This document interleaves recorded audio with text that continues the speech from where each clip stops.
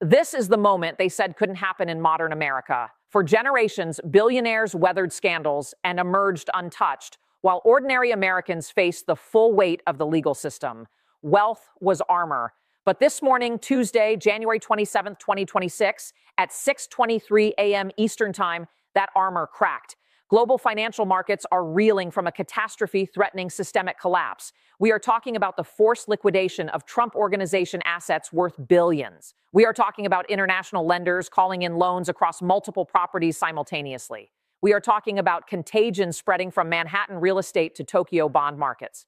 The president watches his empire being dismantled while markets hemorrhage trillions. Currency traders are panic selling dollars. Bond yields are spiking. Real estate trusts exposed to Trump properties are cratering. Nobody knows where the bottom is. In this analysis, we will trace how a single New York court order became a global financial crisis, examine which banks are exposed to Trump debt, and answer the question terrifying every investor. Is this the spark that ignites depression? Buckle up. Let me take you back 72 hours to understand how we arrived at this precipice. On Saturday, January 24th, a New York judge issued an order for immediate seizure of core Trump Organization assets. By Monday morning, court-appointed receivers were attempting to take control of Trump Tower, 40 Wall Street, and 7 Springs Estate. That was the match. But the kindling was stacked everywhere. Global markets were already fragile from the Japan bond crisis that began the previous week. The yen carry trade, a massive $4 trillion system where investors borrowed cheap yen to invest in higher-yielding assets, had started unwinding. Japanese interest rates spiked from 0.5% to 2.8% in 5 trading sessions. That forced liquidation across global markets. Hedge funds were selling everything to cover margin calls. And then, Monday evening at 8:47 p.m., Greenwich Mean Time, Deutsche Bank made an announcement that sent shockwaves through every trading floor. According to sources inside the bank who spoke to the Financial Times anonymously, Deutsche Bank informed regulators it was formally calling in $340 million in loans secured by Trump properties. The default clauses had been triggered by the New York seizure order. Deutsche wasn't alone. By Tuesday morning, 3 more major lenders had followed suit. We're talking about Axos Bank calling $160 million. Ladder Capital demanding immediate repayment of $89 million on 40 Wall Street. And most devastatingly, a consortium of Middle Eastern sovereign wealth funds demanding $520 million across multiple properties. The total exposure markets now know about $1.1 billion in loans being called simultaneously. But here's what's terrifying the professionals. Those are just the loans we know about. Sources in commercial real estate financing estimate total Trump Organization debt, including mortgages and credit lines, could exceed $2.3 billion. Nobody knows the full picture because Trump's businesses are private. There's no SEC filing requirement, no public disclosure. The opacity is absolute. And in a crisis, opacity equals panic. Now let's talk about the mechanism turning this into global contagion. It's not just about Trump losing buildings. It's about what happens to the financial instruments built on those buildings. Commercial real estate operates on leverage. A building worth $500 million might have $350 million in debt. That debt gets packaged into commercial mortgage-backed securities, CMBS. Those CMBS get sliced into tranches and sold to pension funds, insurance companies, and foreign central banks. When the underlying property goes into distress, when loans get called and defaults cascade, those securities lose value. The pension fund in Ohio that thought it owned a safe bond backed by Manhattan real estate suddenly realizes it owns exposure to a political crisis that could wipe out principal. They sell. Other institutions see the selling and panic. They don't know their exact exposure, but they know they have some. So they sell everything related to commercial real estate. The market freezes. Bid-ask spreads widen to levels indicating complete loss of confidence.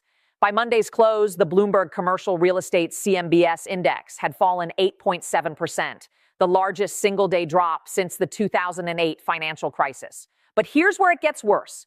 Deutsche Bank isn't just a lender. It's a derivatives counterparty to hundreds of other institutions. When Deutsche takes a hit on Trump loans, their balance sheet weakens. Other banks with derivative contracts with Deutsche start worrying about counterparty risk. If Deutsche fails, who pays out on the derivatives? So those banks start hedging. They buy credit default swaps on Deutsche Bank debt. The price of those swaps spikes, signaling distress. Now you have a second wave of panic focused not on Trump properties, but on systemic bank risk.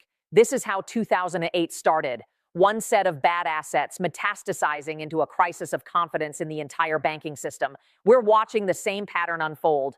Let me walk you through the international dimension, because this is where it goes from bad to catastrophic. Trump Organization properties have been financed by a global network of lenders, many with ties to foreign governments. According to investigative reporting by ProPublica and the New York Times over the past several years, Trump has had business relationships with lenders in Russia, Germany, Saudi Arabia, the UAE, Turkey, and the Philippines. When the asset seizure order came down, foreign finance ministries started making urgent calls. The German finance ministry contacted Deutsche Bank executives demanding a briefing on exposure. The Saudi Public Investment Fund, which reportedly provided financing for Trump's golf course acquisitions, convened an emergency board meeting to assess potential losses. The Russians saw opportunity.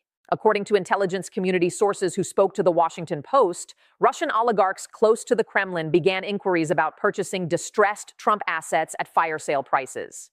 Imagine the scenario. Trump loses 40 Wall Street. A receiver is forced to sell quickly. The highest bidder is a shell company controlled by Russian interests. The president's former signature building becomes owned by Moscow-aligned oligarchs. The compromat implications are staggering. But beyond espionage angles, foreign lenders losing money on Trump debt creates currency pressure. If Saudi funds take a $200 million haircut, they might need to repatriate dollars, selling other U.S. assets. If Deutsche Bank faces a capital shortfall, European regulators might force them to reduce U.S. exposure across the board. These capital flows create downward pressure on the dollar and upward pressure on Treasury yields. The 10-year Treasury yield jumped from 4.23% Friday to 4.67% Tuesday morning. That's a massive move in bond markets, signaling that international investors are demanding higher returns to hold U.S. debt. When the president's personal financial crisis becomes a sovereign risk issue, we've crossed into uncharted territory. Now let's examine the cascade rippling through sectors beyond real estate. Trump Organization is a brand licensing business as much as a property company. There are Trump-branded hotels, golf courses, and residential towers where Trump doesn't own the asset but collects licensing fees. Those licensing agreements have value. They're assets that can be seized or voided.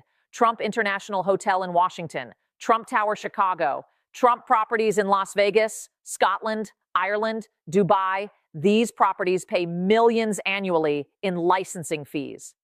As the seizure process unfolds, those revenue streams are at risk. Property owners who license the Trump name are already distancing themselves. According to the Wall Street Journal, owners of Trump International Hotel in Panama began formal proceedings Monday to remove Trump branding. They're arguing that association with a president under financial siege is destroying property values. Other licensees are expected to follow. This creates a death spiral for brand value. As properties abandon the Trump name, brand equity collapses. As brand equity collapses, remaining properties become worth less. As they become worth less, lenders accelerate foreclosures. The empire doesn't just shrink, it implodes. And investors who bought into Trump-adjacent properties are facing catastrophic losses.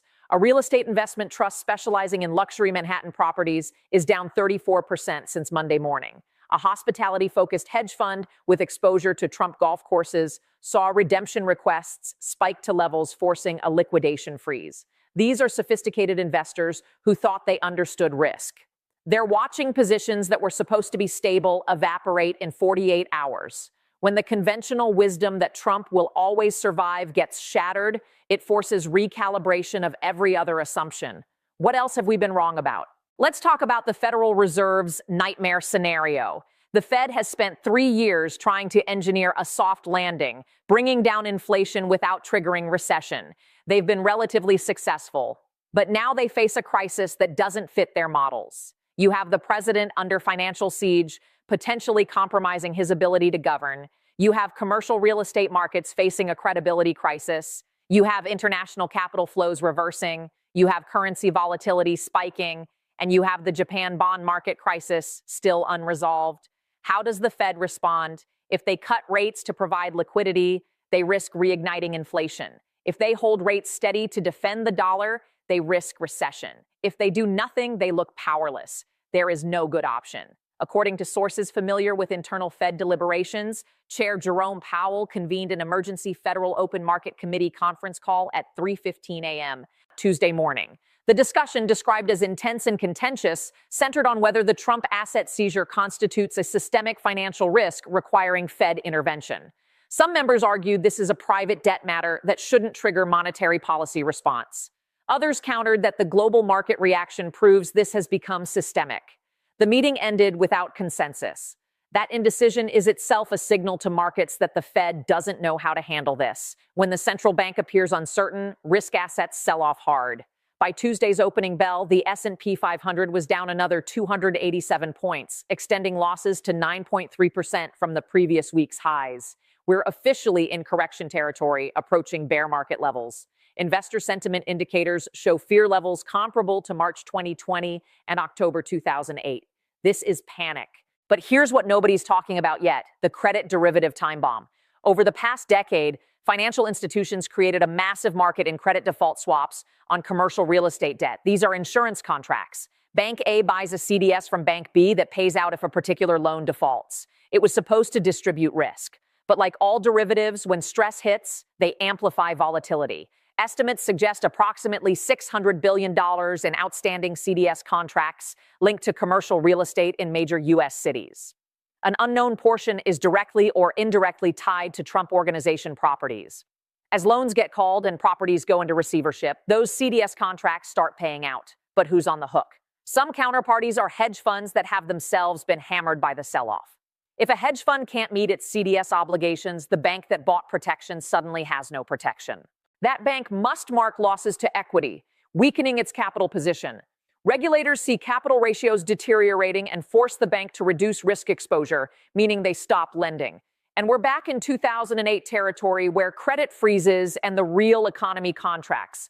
This is the shadow banking nightmare that kept regulators up at night after the financial crisis. We built stress tests and capital requirements for banks, but we never fully regulated derivatives markets. Now we're finding out if those gaps matter. Based on market moves over 72 hours, the answer appears to be yes, they matter a lot. Now let's examine the political pressure building on every institution. New York Attorney General Letitia James is being portrayed by Trump allies as single-handedly destroying the global economy to satisfy partisan vendetta. That's not accurate. The legal judgment was rendered by a court based on fraud evidence, but perception matters. Republican governors in Florida, Texas, and other red states are calling for investigations into whether New York is abusing legal authority to damage the national economy. There's talk of states introducing legislation to shield companies from out-of-state judgments, economic nullification that would shred the Constitution's full faith and credit clause. On the other side, progressive activists argue that if Trump is too big to fail, if prosecuting his fraud threatens the economy, then we don't have rule of law, we have oligarchy. They're demanding James and New York regulators push forward regardless of market consequences. The political polarization makes the economic crisis worse because it prevents any negotiated resolution. In a normal situation, you might see a mediated settlement where Trump pays a portion, retains some assets, and the crisis de-escalates. But we're not in a normal political environment. Both sides view compromise as surrender. So we're locked into a game of chicken where the stakes are the global financial system.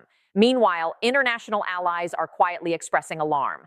Foreign finance ministers are calling Treasury Secretary Bessent, asking what the plan is to stabilize markets. The answer appears to be that there is no plan because the president himself is the source of the crisis. Treasury can't intervene to save Trump Organization without creating massive conflicts of interest and potential criminal liability.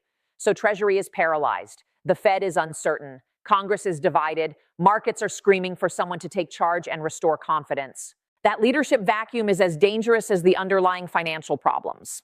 Let me show you what the next 48 hours likely brings. First, more lenders will call loans. The ones who moved Monday were the sophisticated players who saw risk immediately. The slower institutions, regional banks, foreign lenders with less U.S. expertise, they're still doing legal analysis. By Wednesday or Thursday, expect announcements of additional hundreds of millions in Trump debt being accelerated. Second, property sales will begin. The receivers don't have the luxury of waiting for perfect conditions. They have court orders to satisfy. 40 Wall Street will likely be the first property marketed. Expect bids 40% to 50% below previous valuations. That will reset the market's perception of what Trump properties are worth, forcing write-downs across the portfolio. Third, employee terminations will accelerate.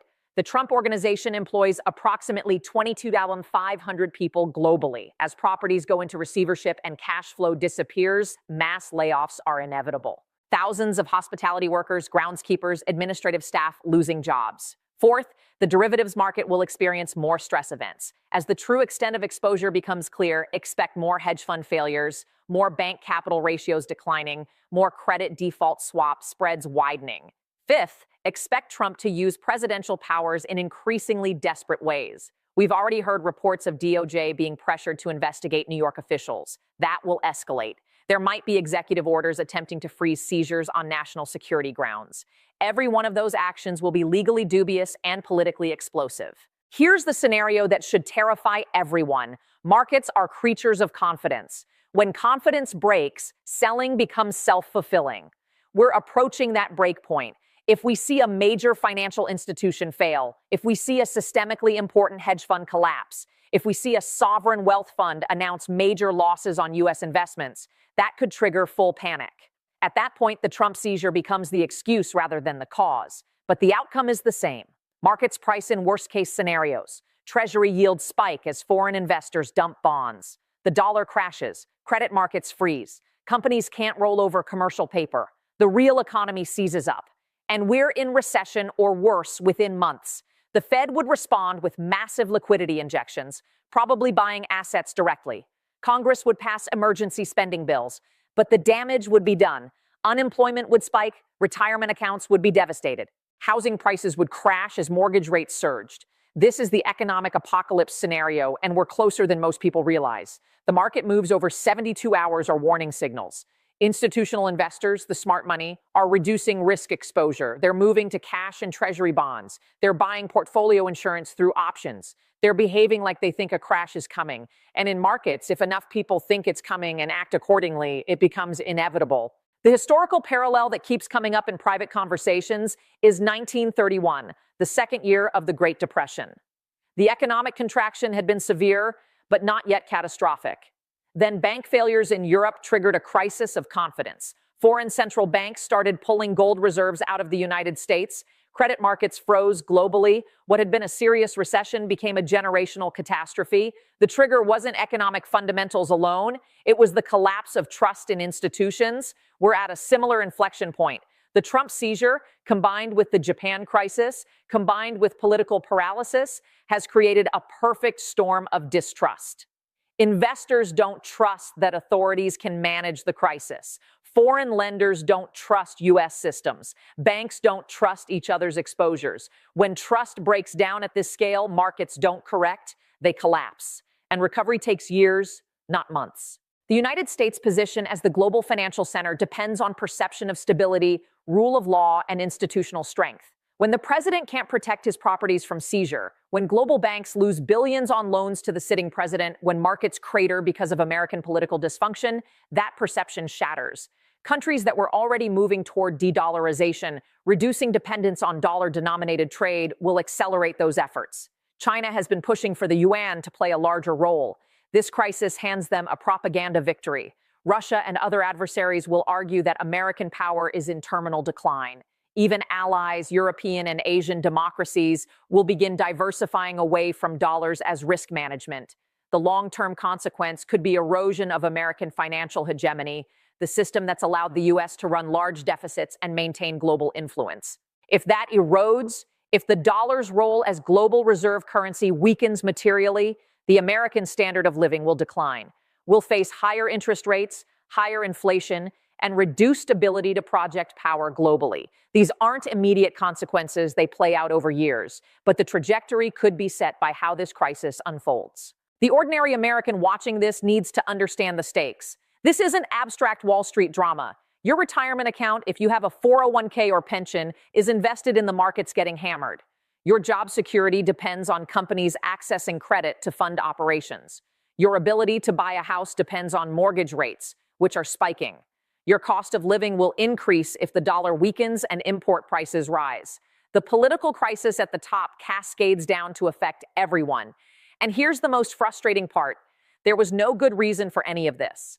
If Trump had divested from his businesses when he took office, if he had put assets in a blind trust, like every modern president, none of this would be happening. The legal vulnerabilities wouldn't exist. The conflicts wouldn't exist. But he refused, insisted on maintaining control, and now we're all paying the price. The arrogance of one man could trigger a global economic crisis that destroys millions of lives. That's not hyperbole. That's the reality we're facing. Watch the markets this week. Watch for more loan calls. Watch for the first receiver-managed property sale. Watch for Fed communications. Watch for any sign of institutional failure, a hedge fund, a bank, anything that could trigger cascading panic. But most critically, watch whether political leadership emerges to stabilize the situation. Does someone in Congress propose a legislative framework to resolve this? Does the Supreme Court intervene with clarity? Does the administration find a way to separate the president's personal crisis from governmental function? If leadership emerges, if institutions hold, we might navigate through this with severe damage but not catastrophic collapse. If leadership fails, if institutions fracture, we're heading into uncharted and very dangerous territory. The empire is under siege. The markets are reacting with fear. And the question isn't whether there will be pain, it's how much and for how long. This is the stress test we never wanted. Subscribe to stay informed as this crisis evolves.